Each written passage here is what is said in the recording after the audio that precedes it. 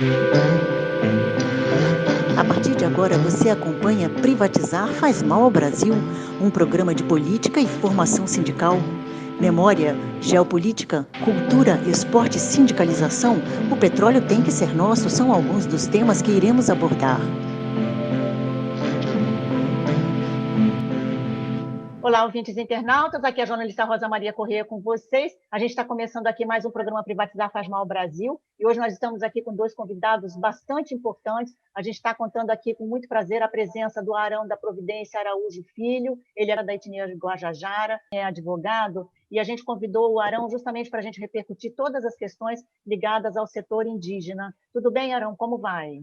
Boa tarde, Rosa. Obrigado aí pelo convite e aos participantes, né? No caso aí, os internautas, né? Um prazer. Sim, prazer é nosso. E a gente... Sim, e a gente também está aqui recebendo, não pela primeira vez no nosso programa, inclusive já esteve lá no estúdio físico da Rádio Petroleira, Felipe Araújo, diretor do Sindicato dos Engenheiros do Estado do Rio de Janeiro, o SENGE, e também da ASEF, Associação de Empregados de Furnas. Tudo bem, Felipe? Como vai? Tudo bem, Rosa? É sempre na Rádio Petroleira, nesse importante debate a respeito de privatização que faz muito mal ao nosso país. Obrigado.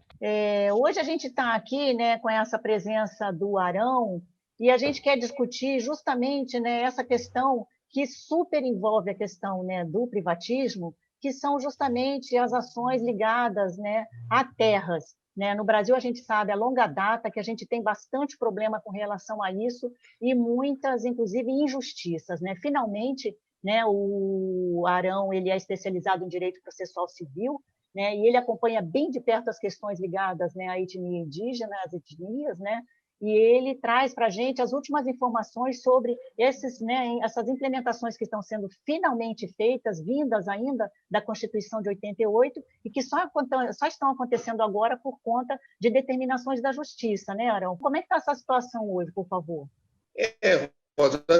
As duas decisões mais recentes dizem respeito a questões todas vinculadas a terras, né? Porque nós temos cerca de 300 terras indígenas que dependiam de homologação, que já foram reconhecidas pelo governo federal como áreas indígenas, né? Como área de manejo indígena, ou seja, áreas, terras que já estavam sendo dadas às destinações para os usos, costumes e as tradições indígenas. Né? Então, dependiam apenas de homologação do presidente da República. Né? Então, essas terras vêm desde anterior 88, né, da Constituição de 88, mas a Constituição, lá no artigo 67 das disposições transitórias, né, determinou que o Estado brasileiro, que o governo federal, homologasse em 5 anos todas as terras indígenas, todas essas terras que dependiam de homologação. Né? E depois surgiram outras áreas reconhecidas como de manejo indígena. Né? Então, quer dizer, de 88 até hoje, os governos não só não homologaram essas áreas, não reconheceram como terras indígenas, não fizeram o decreto presidencial de homologação. Então, quer dizer, ficou dependendo disso. Esse governo atual não só não homologou, como ele não poderia revogar esses decretos que já reconheciam, mas desconsiderou, fez uma portaria, a FUNAI baixou a portaria ano passado, a portaria 09 de 2009, tirando esses processos de homologação, né, suspendendo, vamos dizer assim, os processos de homologação, permitindo a concessão de título de posse, para os fazendeiros, para os invasores dessas áreas, né, e simplesmente, além de não homologar, acabou titularizando, né, concedendo títulos de posse para os invasores, para os criminosos, né, para os fazendeiros invasores. Né? Então, quer dizer, e aí agora a Justiça determinou que revogou essa portaria número 9, numa ação do Ministério Público Federal, né, da PGR, da Procuradoria-Geral da República, né, determinou que essa portaria fosse revogada, enfim.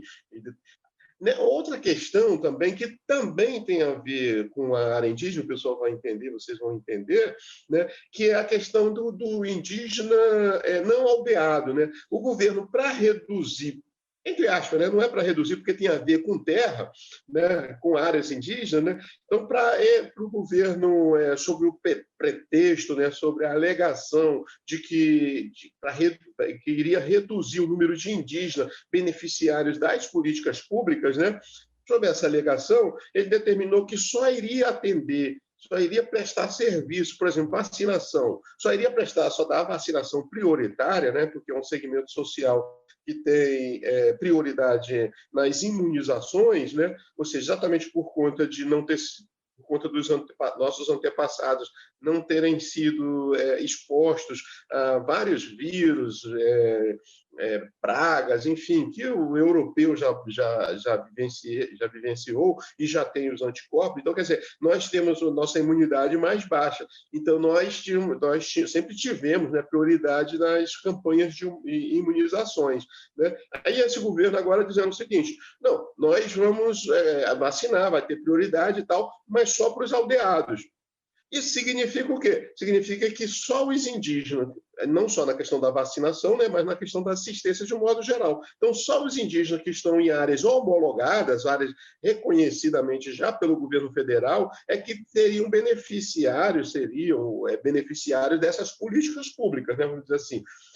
O que significa isso? Todos os indígenas que estão nessas áreas que não foram homologadas ainda, né, cerca de 300 terras indígenas ainda guardam essa homologação, né, esses indígenas todos ficariam fora. Já aí o governo, aproveitando essa situação da assistência, também englobou a questão da terra, ou seja, não reconhece aqueles indígenas que estão lá naquela área que dependia, que são áreas indígenas, são áreas que já foram declaradas de usos, costumes e tradições, e sob o pretexto de que não vai atender o indígena urbano, né, acaba atingindo e afetando, de certo modo, a questão da homologação da terra, porque passa a não reconhecer esses indígenas que estão na ponta, nessas áreas indígenas que dependiam só de homologação, que são terras indígenas que já têm usos, costumes e as tradições no manejo dela.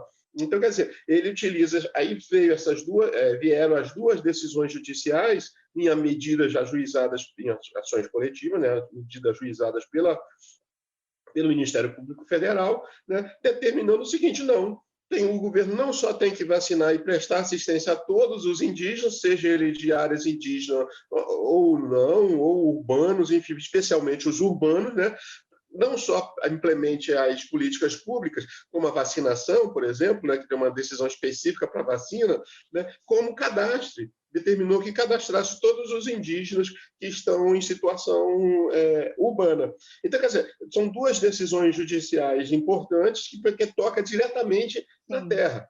Tem a questão da vacinação, tem a questão da assistência à saúde e tal, que é um serviço público básico que os indígenas dependem, né?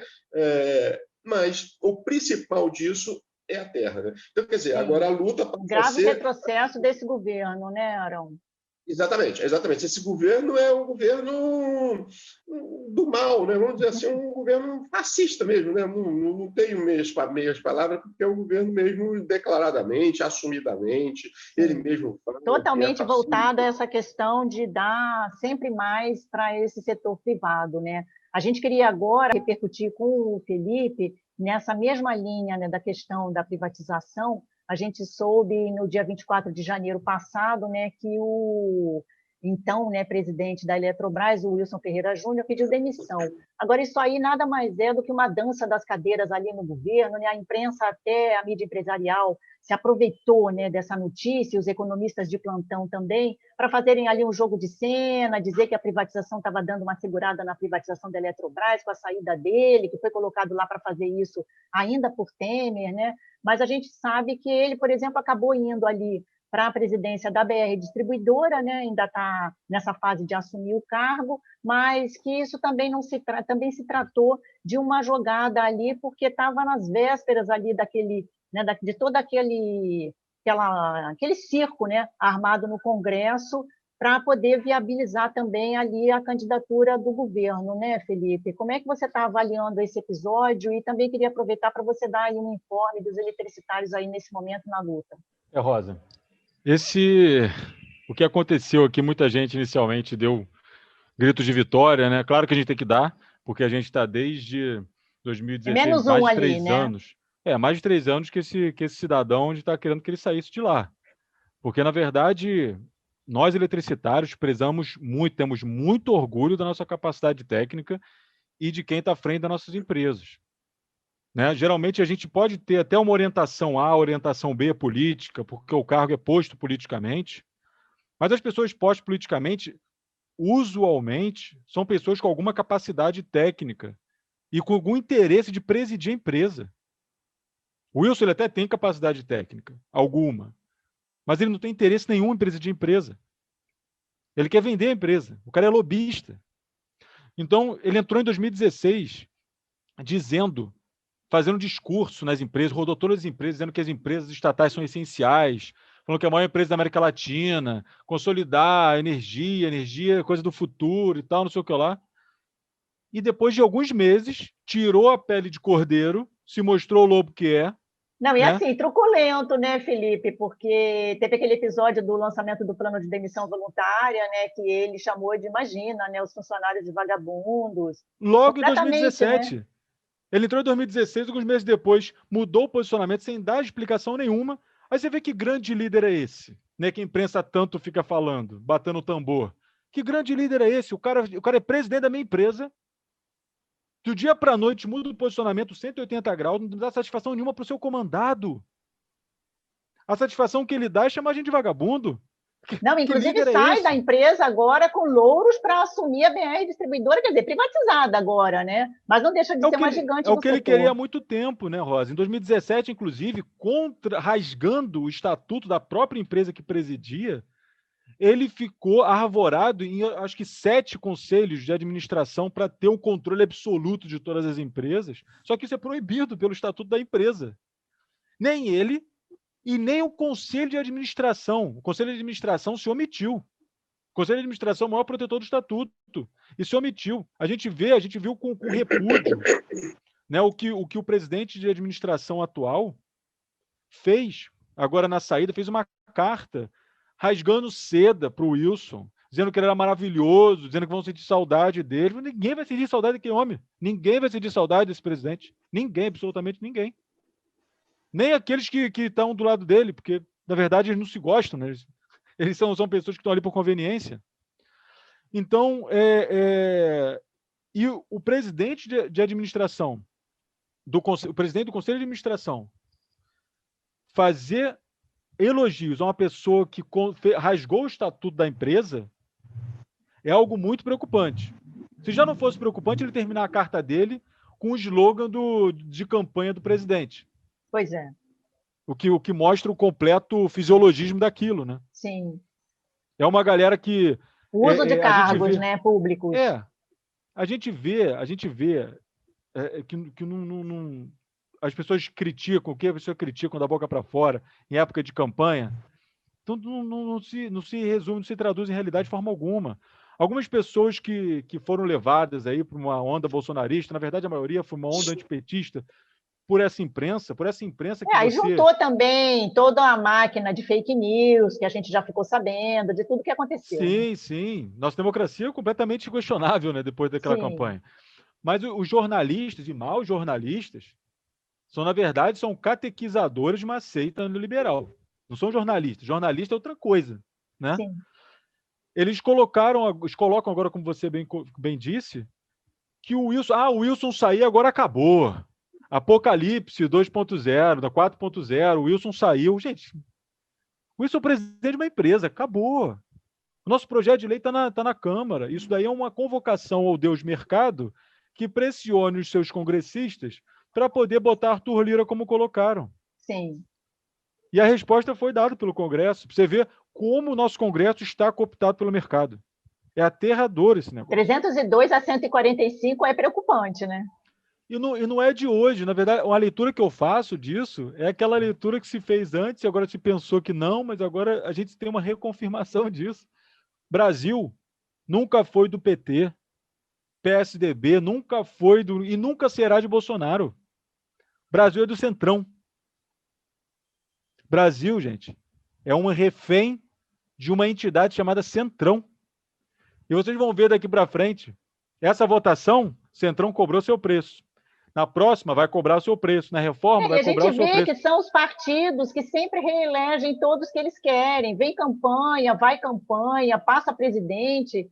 Historicamente, a gente, inclusive assim, né, quem já viveu mais tempo, como eu aqui, que estou aqui há mais tempo, assim, acompanhando todas essas eleições presidenciais, por exemplo, sabe? A gente vê que eles estão ali, parecem intocáveis, né? Não é à toa que isso Esse acontece. jogo que eles fazem agora, inclusive, com essas verbas, o que eles vão fazer? Eles vão fazer obra, vão inaugurar coisa, nos seus redutos eleitorais.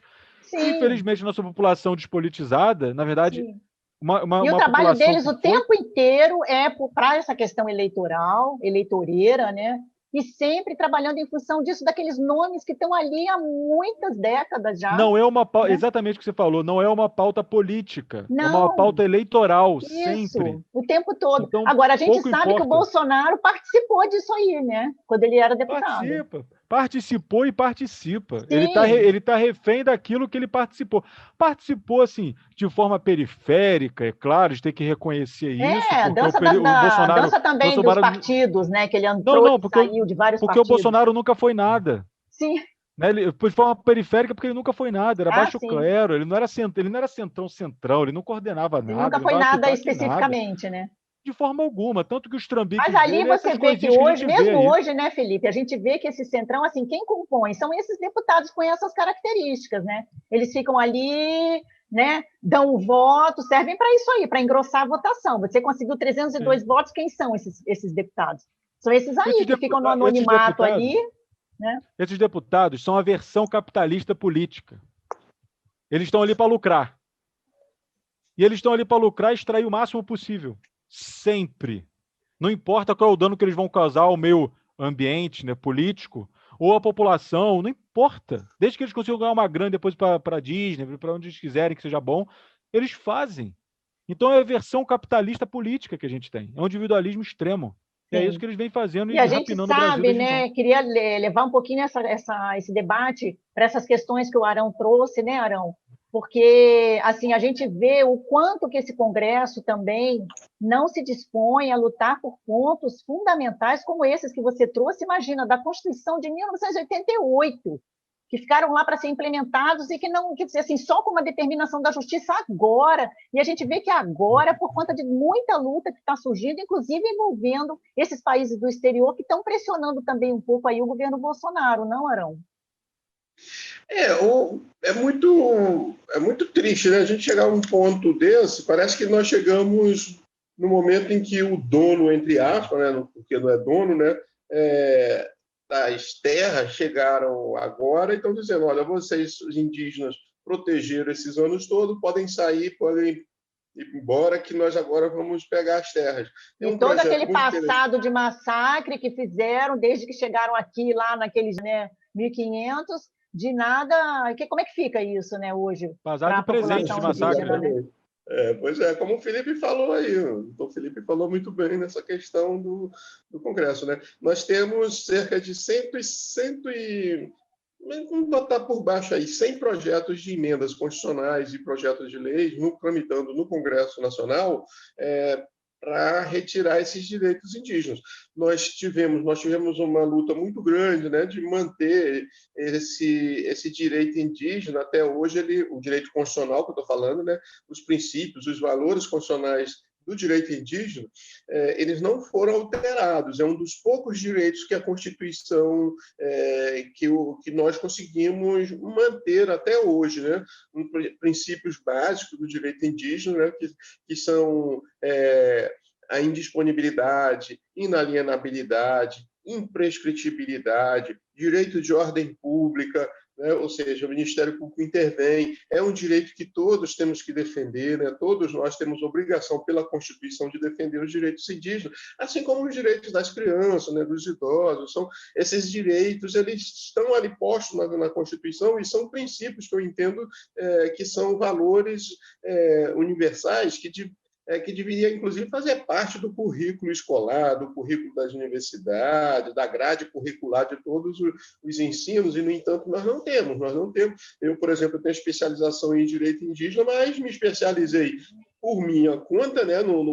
Na minha faculdade, na minha graduação, eu não tive, nas minhas especializações também não tive esse direito. Eu vim fazer uma especialização, mas através da educação, da UF, né? Eu fiz especialização pela área de educação da UF, que era um direito à educação indígena, né? Então, quer dizer, em que pese esse direito ter todos esses valores e tal, ele não é divulgado.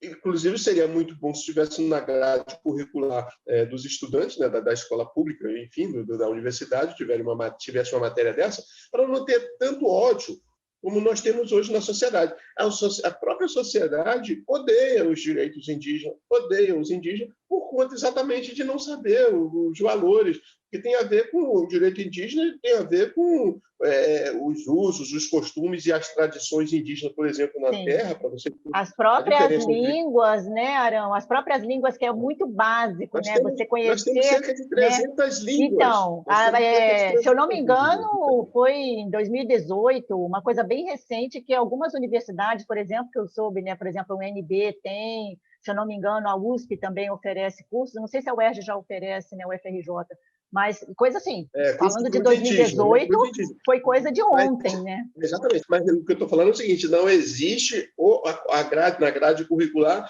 a cultura, o direito indígena. Sim, não tem.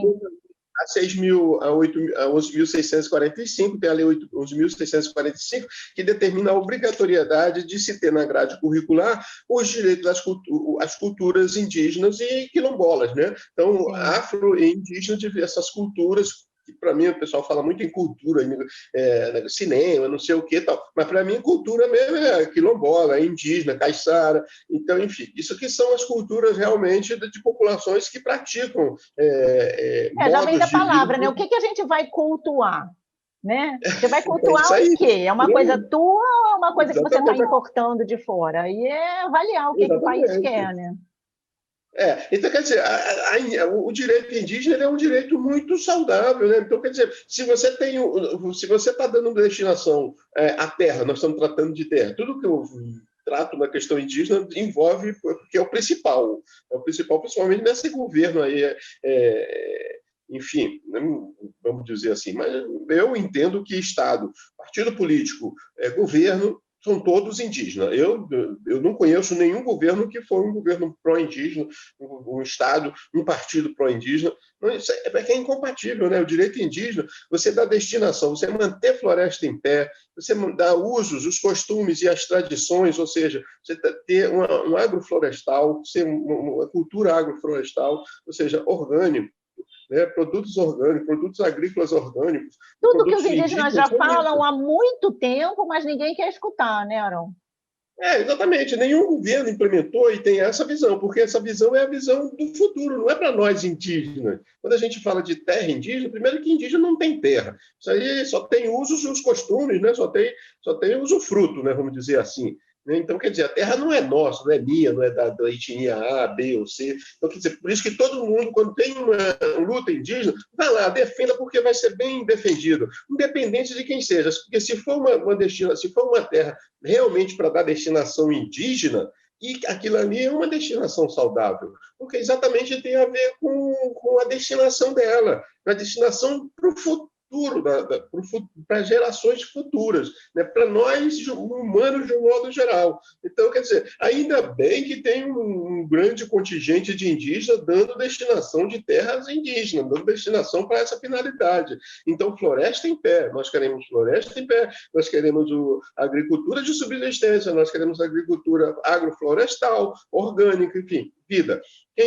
Essa é a diferença entre terra indígena, posse indígena e o direito privado. Enquanto o privado pode ter especulação imobiliária, pode dar destinação para o veneno, para a monocultura, para a soja, para o eucalipto, para o capim, né, para o gado, indígena não. A terra indígena tem que ter o uso, os costumes e as tradições. Então, essa é a diferença entre o direito indígena e o direito privado. E justamente essa preservação toda é que a gente não vê nas ações dessas empresas privatistas, né, Felipe? Porque a gente sabe que eles não têm o menor compromisso nem com a população, principalmente quando são estrangeiras, né? Nem com a população, nem com a terra, nem com a água, nem com nada dos locais onde eles estão usando ali só para tirar o lucro deles, né, Felipe?